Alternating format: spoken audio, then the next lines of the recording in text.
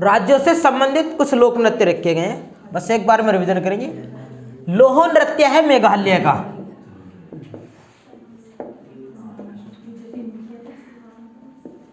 लोहो नृत्य किस राज्य से संबंधित है? मेघालय से। एक और आप मुझे बताओ, बंबू नृत्य किस राज्य से संबंधित है? बंबू किस राज्य का है? मेघालय का। एक और पूछता है, मार्शल आर्ट शैली किस राज्य की है? मणिपुर की। मार्शल आर्ट शैली किस राज्य की है? मणिपुर की। थांगता किस राज्य से संबंधित है? मणिपुर। थांगता मणिपुर। एक सवाल ऐसे पूछा कि कौन सा नृत्य युद्ध संबंधी है? मेघालय का बंबू नृत्य है। मेघालय का बंबू नृत्य है, युद्ध संबंधी नृत्य है। तमाशा महाराष्ट्र। तमाशा महाराष्ट्र का। लावड़ी भी महाराष्ट्र। लावड़ी भी किस राज्य से है? महाराष्ट्र। कीर्तन पश्चिम बंगाल।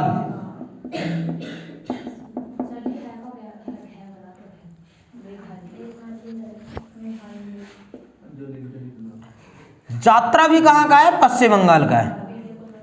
बाउल भी पश्चिम बंगाल का है। टिप्पाणी भी गुजरात का। टिप्पाणी गुजरात। चेरोकान मिजोरम। चेरोकान है मिजोरम का। थाली हिमाचल प्रदेश। हिमाचल प्रदेश। और जटा जटिन लोक नृत्य है बिहार का। झारखंड मिले तो झारखंड लगा दियो, क्योंकि झारखंड बिहार का हिस्सा है, उससे इसे अलग होकर बना है। ये हो गए नृत्य। चर्चा करते हैं और अदर के सवालों की। लोहो मेघालय, तमाशा महाराष्ट्र, गिद्दा भांगड़ा ये पंजाब के हैं। केरल का बताओ जरा, मोहिनीअट्टम लिखे नहीं है मैंने, आपको याद है वो। तमिलनाडु का भारतनाट्यम। डांडिया गरबा गुजरात के हैं। चूनर घूमर राजस्थान। कालबेलिया राजस्थान। गणगौर नृत्य राजस्थान। नौटंकी उत्तर प्रदेश का। वो सारे ऐसे हैं। यक्षगान कर्नाटक। ओडिसी उड़ीसा। उड़ीसा। रफ करते हैं इनको, आगे बढ़ेंगे। वो सारे पिछली वीडियो में मिल जाएंगे, वो तो बताइए। बताओ। लोहो नृत्य है मेघालय का। तमाशा महाराष्ट्र का। लावड़ी महाराष्ट्र। कीर्तन पश्चिम बंगाल। जात्रा पश्चिम बंगाल। बाउल पश्चिम बंगाल। टिप्पाणी गुजरात। चेरोकान मिजोरम। थाली हिमाचल प्रदेश। जटा जटिन बिहार का लोक नृत्य है। ये नृत्य संबंधित हो गए हैं। चर्चा करते हैं विविध की, आपके एग्जाम से संबंधित। बताओ, किसने की है इंडियन एसोसिएशन की स्थापना? इंडियन एसोसिएशन की स्थापना किस सुरेंद्रनाथ बनर्जी ने? वर्ष 1876 को। बिना ताज का बादशाह किन्हें कहा जाता है? सुरेंद्रनाथ बनर्जी को। और पिछली क्लासों में आपको समझाया हो कि 1905 ईस्वी में अगस्त 1905 को लॉर्ड कर्जन ने बंगाल का विभाजन कर दिया था। कहा था उसने, फूट डालो और राज करो। बंगाल का विभाजन कर दिया। 16 अक्टूबर 1905 को बंगाल में शोक दिवस मनाया गया। उस समय में इस विभाजन का विरोध करने के लिए बंग भंग आंदोलन चलाया गया। स्वराज से जैसे शब्द आए और उसका विरोध करने के लिए कमेटी बनाई गई। उस कमेटी के अध्यक्ष कौन बनाए गए थे? सुरेंद्रनाथ बनर्जी। बंग भंग आंदोलन को के समय में समिति के अध्यक्ष कौन थे? सुरेंद्रनाथ बनर्जी। आप मुझे बताओ, भारत में आधुनिक चित्रकला का जनक किसे कहते हैं? अवनींद्रनाथ टैगोर को। और अवनींद्रनाथ टैगोर ने भारत माता नामक चित्र बनाया था, ये आप जानते हैं। अब प्रश्न ये है कि अवनींद्रनाथ टैगोर ने भारत माता नामक चित्र किस आंदोलन के समय बनाया था? 1905 ईस्वी में। किस आंदोलन के समय बनाया? स्वराज, स्वदेशी। ये जो आंदोलन चले, स्वदेशी आंदोलन कब चला? 1905 ईस्वी को। और स्वराज 1906। स्वदेशी शब्द का प्रयोग किसने किया सर्वप्रथम? दादा भाई नौरोजी ने। और स्वराज शब्द का प्रयोग किया बाल गंगाधर तिलक ने। बाल गंगाधर तिलक ने कब कहा था कि स्वराज मेरा जन्मसिद्ध अधिकार है और मैं इसे लेकर रहूंगा? वर्ष 1916। जब सम्मेलन हुआ था अधिवेशन मुस्लिम लीग और कांग्रेस का एक साथ लखनऊ अधिवेशन, उस सम्मेलन में उन्होंने ये बात कही थी कि स्वराज मेरा जन्मसिद्ध अधिकार है और मैं इसे लेकर रहूंगा। बताओ किसने कहा था कि एक मुकुटधारी राजा को सदा धर्म की दृष्टि में रहकर शासन करना चाहिए? कृष्णदेव राय, कृष्णदेव राय ने कहा था, कृष्णदेव राय ने। भारत में जो हिंदी यवन वंश था, हिंदी यवन वंश का संस्थापक कौन था? हिंदी यवन वंश का संस्थापक कौन था? कुजोल कड़फिशियस। गलत बात है, गलत बात को समझो क्या कहना चाह रहे हैं भाई। जो मगध साम्राज्य था, मगध साम्राज्य है, मगध साम्राज्य में 3 वंश थे, हिर्यक वंश, शिशुनाग वंश और एक नंद वंश। 3 वंश थे। नंद वंश का अंतिम शासक था घनानंद, और घनानंद की हत्या कर दी चंद्रगुप्त मौर्य ने चाणक्य की सहायता से। मौर्य साम्राज्य आ गया। मौर्य साम्राज्य में चंद्रगुप्त मौर्य आया, उसके बाद बिंदुसार आया, बिंदुसार के बाद अशोक, उसके बाद उसका पुत्र कुणाल आया, और कुणाल के बाद आया वृहद्रथ। वृहद्रथ की हत्या कर दी पुष्यमित्र शुंग ने। शुंग वंश आया, शुंग वंश आया, पुष्यमित्र शुंग ने।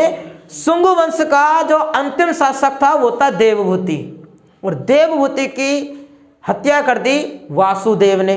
कण्व वंश आया। मौर्योत्तर साम्राज्य चल रहे हैं अब। मौर्योत्तर साम्राज्य में 3 वंश थे ना। मौर्य साम्राज्य तो हो गया। मौर्योत्तर साम्राज्य में शुंग वंश, कण्व वंश और सातवाहन वंश। शुंग वंश पढ़ा दिया, कण्व वंश वासुदेव संस्थापक। इस वंश का, कण्व वंश का अंतिम शासक सुशर्मा, और सुशर्मा की हत्या कर दी सिमुक ने।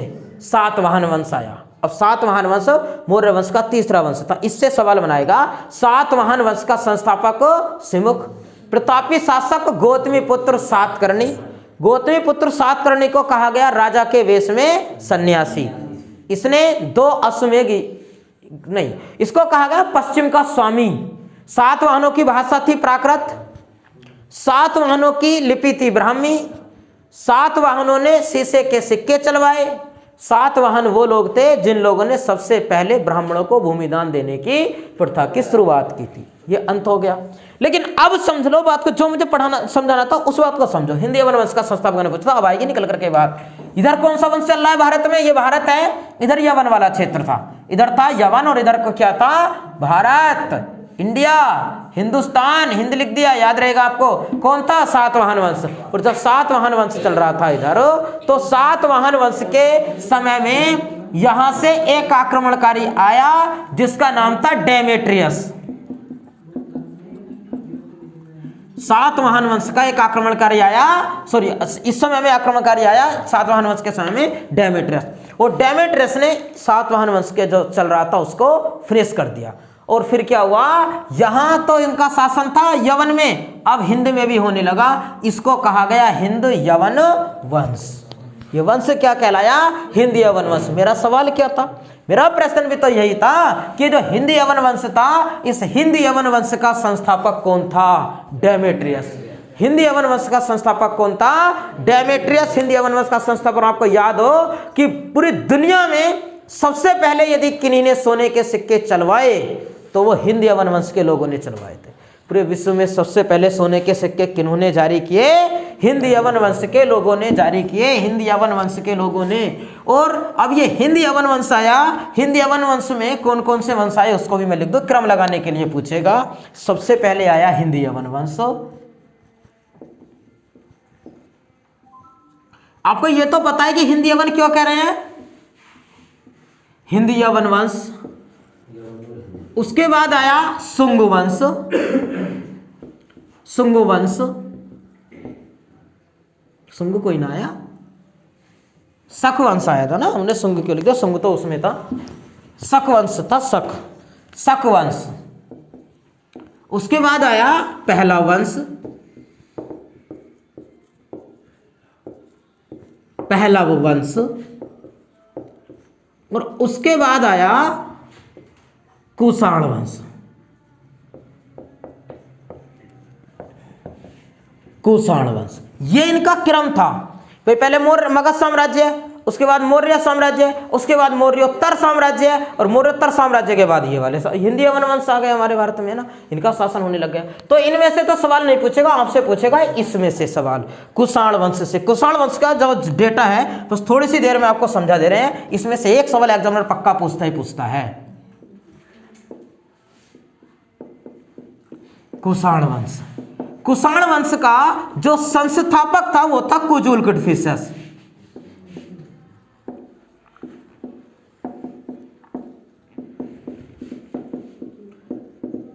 कुषाण वंश का संस्थापक कौन था? कुजुल कड़फिसेस कुषाण वंश का संस्थापक कुजुल कड़फिसेस था। और ये वो वंश था जिस वंश ने भारत में सबसे पहले सोने के सिक्के चलवाए थे। भारत में अगर किन्हीं ने सबसे पहले सोने के सिक्के चलवाए तो वो कुषाण वंश ने चलवाए। अभी तो मैंने आपको पढ़ाया हिंदी वन वंश, वो भारत का वंश थोड़ी ना था, बात को समझिएगा भाई। ये जो है ना, ये लोग भी है तो इनके ही वंशज, लेकिन इनको कितनी पीढ़ियां गुजर गई भारत में रहते रहते, तो क्या अब ये भारतीय नहीं हो गए? इतने साल हो गए, देखो पहले इनके ये वाले पूर्वज इनसे भी ये इनसे भी ये, तो ये हैं तो भारतीय ही, अब तो भारतीय ही हो गए। ये भी भले विदेश से आए थे, 100-150 साल हो गए रहते रहते भारत में, तो भारतीय ही हो गए। ये वाला जो पहला वंश था या शक वंश था, ये 5 कबीलों में बट गया था, और उसके बाद इन्होंने इन पर आक्रमण किया, एक कबीले ने, और कुषाण वंश की स्थापना कर दी। यूची जाति जो थी, उसी जाति के लोग 5 भागों में बट गए, कुषाण वंश आ गया। किसने की स्थापना? कुजुल कड़फिसेस ने। और क्या विशेषता बताई मैंने इस वंश की? इसने भारत में सबसे पहले सोने के सिक्के चलवाए, सोने के, और सोने के सिक्के चलवाने वाला शासक था विम कड़फिसेस।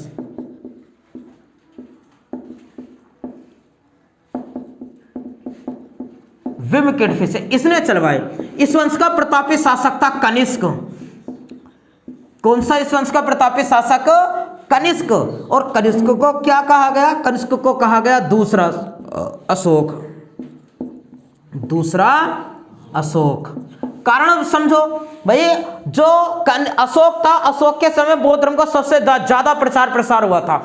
तो उसने कलिंग की लड़ाई लड़ी 261 ईस्वी पूर्व, उसने प्रण कर लिया था ना कि अपने जीवन में कभी अब युद्ध नहीं करूंगा, और बौद्ध धर्म का प्रचार करने लग गया था। इसके समय में भी बौद्ध धर्म का प्रचार बहुत ज्यादा हुआ, क्योंकि इसने बौद्ध धर्म अपना लिया। चौथी बौद्ध, तीसरी बौद्ध संगति अशोक के समय में हुई थी, तो चौथी कनिष्क के समय में हुई थी। तो लोगों ने इसकी कंपेयर करते हुए इसी कनिष्क को क्या कहा? दूसरा अशोक कहा था, दूसरा अशोक। और कनिष्क के समय में चौथी बौद्ध संगति हुई थी कुंडल वन में, कश्मीर में। वसुमित्र उसके अध्यक्ष थे, उपाध्यक्ष थे अश्वघोष। और उसके समय में इसने भारत में, जब ये गद्दी पर बैठा था ऐसा मानते हैं 78 ईस्वी में, तब इसने भारत में शक संवत चलवाया था। शक संवत, जो हमारा हिंदी वाला कैलेंडर है ना, चैत्र वैशाख जेठ आषाढ़ वाला, वो किसने चलवाया था? वो कनिष्क ने चलवाया था। शक संवत किसने चलवाया? कनिष्क ने। कब चलवाया? 78 ईस्वी में। लिख दें यहीं 78 ईस्वी में। इसका मतलब क्या है? जब ग्रेगरियन कैलेंडर के 78वीं ईस्वी चल रही थी, तब शक की पहली शुरू हुई। एग्जामिनर अगर आपसे पूछ ले कि विक्रम संवत व ग्रेगरियन कैलेंडर में कितने वर्षों का अंतर है, तो क्या करोगे? 78 वर्षों का। 78 वर्षों का अंतर है इन दोनों के मध्य में। इस के समय में जो बौद्ध धर्म 2 भागों में बटा, हीनयान में और महायान में। महायान शाखा का अनुयायी था। इसने कौन सी शाखा को अपनाया? महायान शाखा को अपनाया। महायान शाखा, महायान शाखा क्या थी कि महायान शाखा मूर्ति पूजा में विश्वास करते थे, और हीनयान शाखा के लोग मूर्ति पूजा में विश्वास नहीं करते थे। और जब इसने महायान शाखा को अपनाया तो मूर्ति कला को इसने बढ़ावा दिया, और मूर्ति कला ने बनाने की एक नई कला विकसित हुई, जिस कला को कहा गया हिंदी यवन कला, या गंधार कला, या कुषाण कला। एग्जामिनर पूछेगा कि मूर्ति कला की गंधार कला किस काल में विकसित हुई थी, तो कुषाण काल में, कनिष्क के काल में विकसित हुई थी। इसको क्या कहा गया? हिंदी यवन। हिंदी यवन मतलब जो मूर्तियां बनाई जाती थी उसमें कुछ तरीका हिंदी, हिंदुस्तान का, कुछ यूनान का, दोनों का, क्योंकि मिश्रण का ही है ना ये वंश भी। तो भारत का तो भारतीय हो गया, लेकिन आया तो वहीं से था। तो हिंदी यवन कला इस समय में विकसित हुई। इसके समय में 4 प्रमुख व्यक्ति थे, फेमस व्यक्ति। उनसे सवाल एग्जामिनर पूछता ही पूछता है। इनकी जो पहली राजधानी थी, पहली राजधानी इनकी लगती थी पेशावर। क्या लगती थी पहली राजधानी? पेशावर, या पुरुषपुर मिलेगा। और इनकी जो दूसरी राजधानी थी वो थी मथुरा। और आज भी उत्तर प्रदेश का सबसे पुराना संग्रहालय तो लखनऊ संग्रहालय है, लेकिन जो सबसे बड़ा संग्रहालय है उत्तर प्रदेश का वो मथुरा संग्रहालय है उत्तर प्रदेश का। और मथुरा संग्रहालय में आज भी इस काल में बनी हुई मूर्तियों का संग्रहण मिलता है आज भी। और इसके समय में 4 प्रमुख व्यक्ति थे। नंबर 1 व्यक्ति थे चरक। चरक को क्या कहते हैं? आयुर्वेद का जनक। आयुर्वेद का जनक किसे कहा जाता है? चरक को। और चरक ने एक पुस्तक लिखी, इनकी पुस्तक का नाम था चरक संहिता। याद रहेगा ये तो, संहिता, चरक संहिता के रचनाकार कौन है? चरक। दूसरे व्यक्ति थे इसके समय में नागार्जुन। नागार्जुन को कहते हैं भारत का आइंस्टीन। भारत का आइंस्टीन किसे कहा जाता है? तो नागार्जुन को कहते हैं। आइंस्टीन भाई भौतिक विज्ञान का पितामह है। आइंस्टीन को कहते हैं, जर्मनी का रहने वाला था। सापेक्षता का सिद्धांत दिया था इसने। E = mc² समीकरण दी थी। प्रकाश विद्युत प्रभाव दिया, और प्रकाश विद्युत प्रभाव के लिए 1921 ईस्वी में इसको नोबेल पुरस्कार से सम्मानित किया गया था।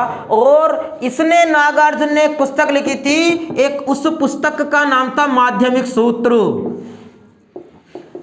माध्यमिक सूत्र।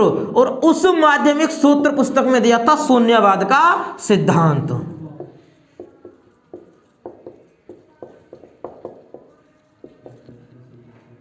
शून्यवाद का सिद्धांत किस पुस्तक में दिया? माध्यमिक सूत्र पुस्तक में दिया। कोई वस्तु जिस स्थान से चलना प्रारंभ करती है और उसी स्थान पर पहुंच जाती है तो उसके द्वारा किया गया कार्य शून्य होता है। घड़ी की सुई ने यहां से चलना प्रारंभ किया, यहां से घूम करके यहीं आ गई, उसके द्वारा किया गया कार्य शून्य है। यह कहता था इनका सिद्धांत। जिस स्थान से चलना प्रारंभ करे उस स्थान पर पहुंच जाए तो किया गया कार्य शून्य होता है। अगले व्यक्ति थे अश्वघोष। अश्वघोष को कहते हैं भारत का मिल्टन। भारत का मिल्टन किसे कहा जाता है? अश्वघोष को भारत का मिल्टन कहते हैं। मिल्टन एक नेत्रहीन कवि थे। ऑन हिज ब्लाइंडनेस, आप पढ़ के आए हो शायद, फर्स्ट ईयर में थी इनकी एक कविता। और अश्वघोष को कहते हैं भारत का मिल्टन। अश्वघोष ने एक पुस्तक तो लिखी जिस पुस्तक का नाम था बुद्ध चरित। और बुद्ध चरित पुस्तक को कहते हैं बुद्धों की रामायण।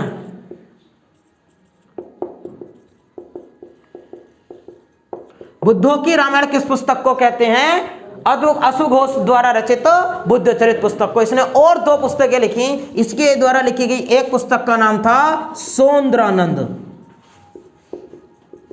सौंदरानंद व सूत्र अलंकार। सूत्र अलंकार, ये किसकी पुस्तकें हैं? सूत्र अलंकार और सौंदरानंद, ये अश्वघोष की। भारत का मिल्टन इसको कहा जाता है। और इसके समय में चौथा जो प्रमुख व्यक्ति था वो था वसुमित्र।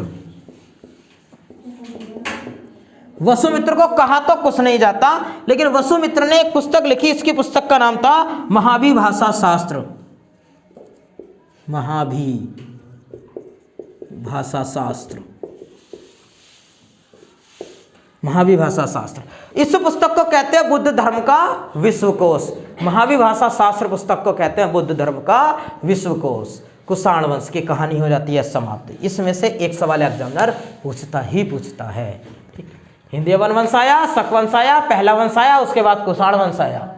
कुषाण वंश का संस्थापक कुजुल किटफिशियस, भीम किटफिशियस ने सोने के सिक्के चलवाए। ये पहला वंश था। प्रतापी शासक कनिष्क, इसका नाम था दूसरा अशोक। शक संवत की शुरुआत की, चौथी वो संगति हुई, महायान शाखा में हीनयान शाखा में बढ़ गया। महायान शाखा को इसने अपनाया तो मूर्तियां बननी प्रारंभ हुई। उस कला को कहा गया गंधार कला। पहली राजधानी पेशावर, दूसरी राजधानी मथुरा। इसके समय के प्रमुख व्यक्ति थे चरक। ये बाकी सारी बातें लिखी हुई हैं।